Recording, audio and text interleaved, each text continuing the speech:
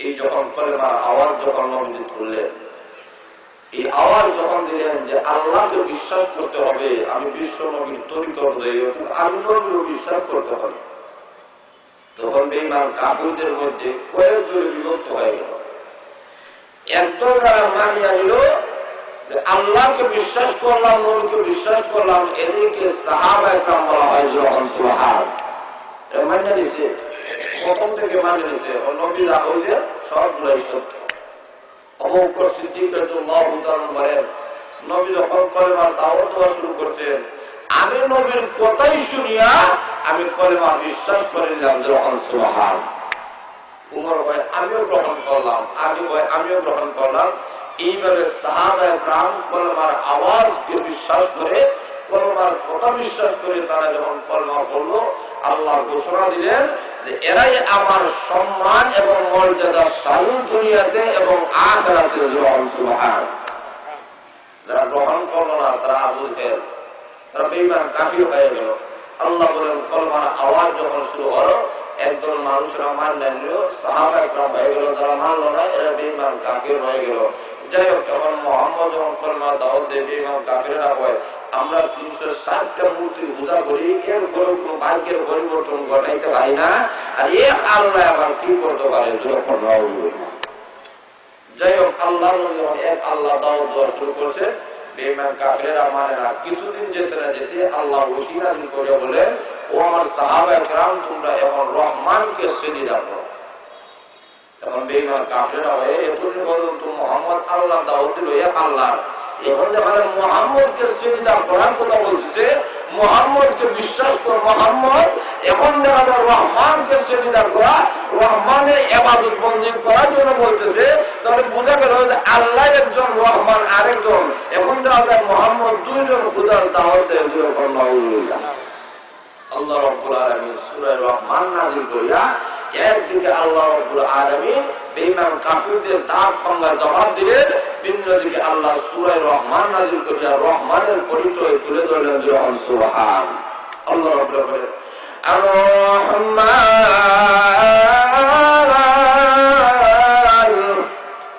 আল্লাহ রাব্বুল আলামিন সূরা রহমান নাযিল করলেন। কেন আল্লাহ সূরা রহমান নাযিল করেন? নাযিল করার কারণ হলো বেঈমান কাফিরদেরকে যখন আল্লাহ নবী যখন দাওয়াত দেওয়া শুরু করেছেন, বেঈমান কাফিররা এখন থেকে তোমরা রহমানের গোলামি করতে হবে, রহমানকে সিজদা করতে হবে, তার দাসত্ব করতে হবে। এই বেঈমান কাফিররা বলে এতদিন পর্যন্ত মুহাম্মদ এক আল্লাহর দাওয়াত দিয়েছে, আল্লাহ বলতে একটা জাত পূজানো হয়েছে, রহমান বলতে দেখা যায় আরেকটা জাত, আরেকটা সত্তার গোলামির কথা বলতেছে। তাহলে বোঝা গেল আল্লাহ দুইজন। এমনি আল্লাহ রাব্বুল আলামিন সূরা রহমান নাযিল করে আল্লাহ জানায়া দিলেন, ও বিশ্ব নবী বেঈমান কাফিরদেরকে জানায়া দেন, রহমান বলতে আল্লাহর আলাদা কোনো সত্তা নয়, আল্লাহর আলাদা কোনো জাত বোঝানো হয় নাই, বরং আল্লাহর আরেকটা ভুল বাচক নাম হয়েছে রহমান। রহমান বলতে আলাদা সত্তা নয়। বেঈমান কাফিররা মনে করেছে আল্লাহ বলতে একটা জাত বোঝায়, রহমান বলতে একটা জাত বোঝায়, আর একটা সত্তা বোঝায়। আল্লাহ রাব্বুল আলামিন বলেন না, বরং আল্লাহ রাব্বুল আলামিনের গুণগত নাম হলো রহমান। এই ব্যাপারে মুফাসসিরিন একরাম বলেন আল্লাহর নামগুলোকে দুই ভাবে বিভক্ত করা হয়েছে। এক ধরনের নামকে বলা হয় জাতিগত নাম, আর এক ধরনের নাম আছে যে নামকে গুণগত নাম বলা হয়।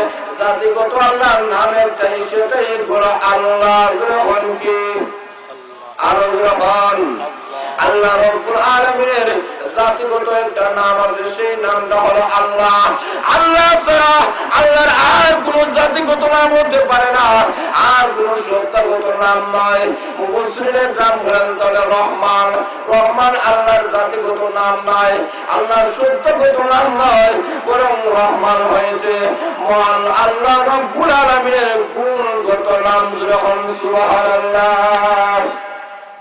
রহমান আল্লাহর জাতিগত নাম নাই, বরং গুণগত নাম। যেরকম কি গত নাম? আরো গ্রহণ। গুণগত নাম আবার দুই ভাবে বিভক্ত করা যায়। এক ধরনের গুণগত নাম আছে যেগুলো প্রসিদ্ধ, আরেক ধরনের গুণগত নাম আছে অপ্রসিদ্ধ। গুণগত প্রসিদ্ধ যত নাম আছে এর মধ্যে 99টা নাম প্রসিদ্ধ। যখন কয়টা? আরো যখন। আর অপ্রসিদ্ধ আল্লাহর আরো অসংখ্য অগণিত নাম আছে। এই প্রসিদ্ধ গুণগত 99টা নামের মধ্য থেকে আল্লাহ একটা নাম আনলেন রহমান। যখন সুবহান।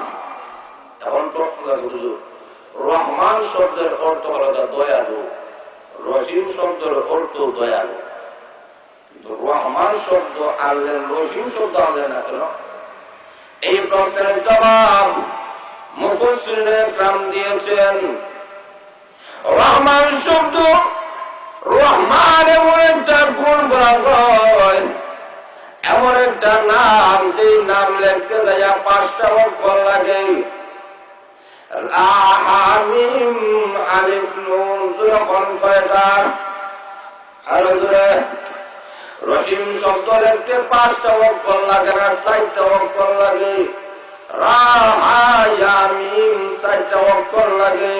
আল্লাহ রাব্বুল আলামিন রহিম শব্দ না আনিয়া রহমান শব্দ আনিয়া বুঝাইলেন দুনিয়ার মানুষের রহিমের চাইতে রহমানের মধ্যে যেহেতু অক্ষর বেশি, এই কারণে তার গুণ বেশি, তার পাওয়ার বেশি।